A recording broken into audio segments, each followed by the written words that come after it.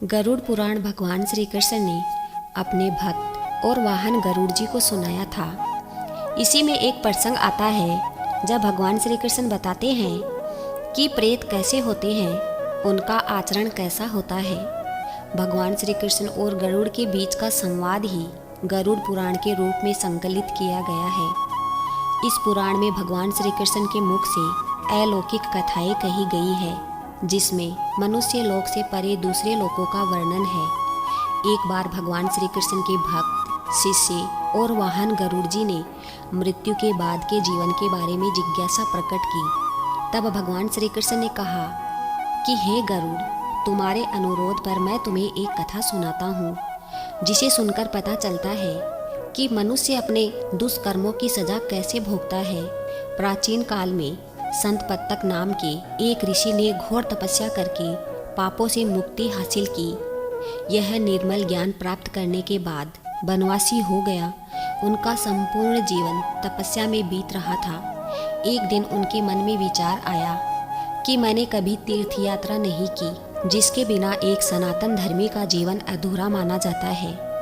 ऐसा सोचकर संत पत्तक महान तीर्थ की यात्रा करने के लिए निकल पड़े थे, लेकिन उन्हें अपनी तप स्थली के अतिरिक्त किसी दूसरे क्षेत्र में विचरण करने का अनुभव नहीं था। इसलिए वह मार्ग भटक गए थे और एक घने जंगल में पहुंच गए। वह भूख और प्यास से पीड़ित हो रहे थे।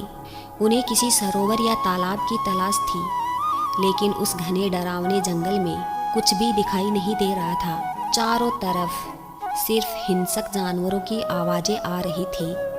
उस जंगल में भटकते भटकते संत पत्तक ऋषि को एक विशाल बरगद का पेड़ दिखाई दिया, जिस पर एक शव लटक रहा था, जिसके साथ 5 प्रेत लिपटे हुए थे। वह उस शव का भक्षण कर रहे थे। इन प्रेतों का स्वरूप बेहद विभत्स था। उनका पूरा शरीर सूखा हुआ था और उनके सभी आंतरिक अंग बाहर दिखाई दे रहे थे। जैसे ही इन भयानक प्रेतों ने संत पत्तक ऋषि को देखा, वह सभी दौड़ते हुए आए और उन्हें घेर लिया। सभी प्रेत आपस में झगड़ने लगे कि इस मनुष्य को कौन खाएगा। भयभीत होकर संत पत्तक भगवान से प्रार्थना करने लगे। तब उनकी रक्षा के लिए श्री हरि ने मणिभद्र यक्ष को भेजा, जिन्होंने अपनी ताकत से उन प्रेतों को बांध लिया और ऋषि संत पत्तक के चरणों में डाल दिया। मणिभद्र यक्ष की प्रताड़ना और ऋषि संत पत्तक की जप तप और पूजा के प्रताप से प्रेतों की सद्बुद्धि जगी। उनमें अपने पूर्व जन्म की स्मृति जग गई। वे सभी संत पत्तक ऋषि से क्षमा मांगने लगे और कहने लगे, पूर्व जन्म के पापों के कारण हम सभी प्रेतों को यह निकृष्ट योनि प्राप्त हुई है। हमारे नाम है पर्युषित, सूचिमक, शीघ्र, रोधक और लेखक। हे पाप रहित ऋषिवर, आपके तप के प्रभाव से हमारी बुद्धि निष्पाप हो गई है। तब ऋषि संत पत्तक ने उन 5 प्रेतों से उनकी इस दुर्गति का कारण पूछा। प्रेतों ने अपनी अपनी कहानी शुरू कर दी और रत्न निकाल लिए, जिसकी वजह से ईश्वरीय श्री विग्रह बेहद कुरूप दिखाई देने लगी। उसी समय वहाँ का राजा पूजा करने के लिए वहाँ पर आया। उसने भगवान की कुरूप मूर्तियों को देखा तो संकल्प किया कि जिसने भी यह कुकृत्य किया है, उसे वह मृत्यु दंड देगा। राजा का ऐसा संकल्प सुनकर पुजारी डर के मारे कांपने लगा। जब राजा भगवान के सामने सिर झुकाकर प्रणाम कर रहा था, तभी उसने राजा की तलवार उठाकर उसका सिर काट दिया और वहां से भाग खड़ा हुआ।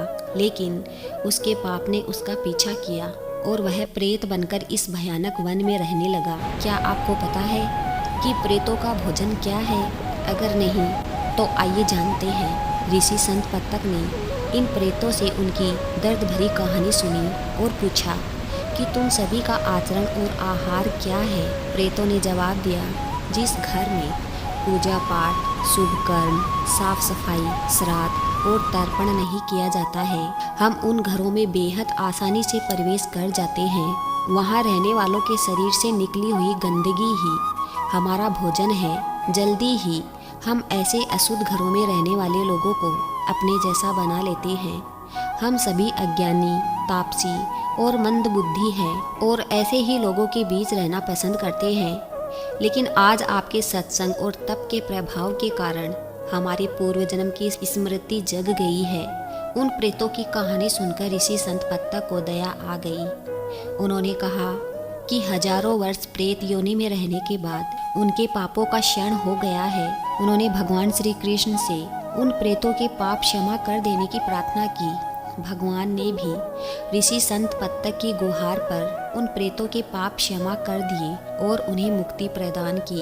यह कथा सुनाने के बाद भगवान श्री कृष्ण ने गरुड़ जी से कहा कि मनुष्य को ऐसा लगता है कि वह भागकर अपने दुष्कर्मों से बच सकता है, लेकिन यह सत्य नहीं है।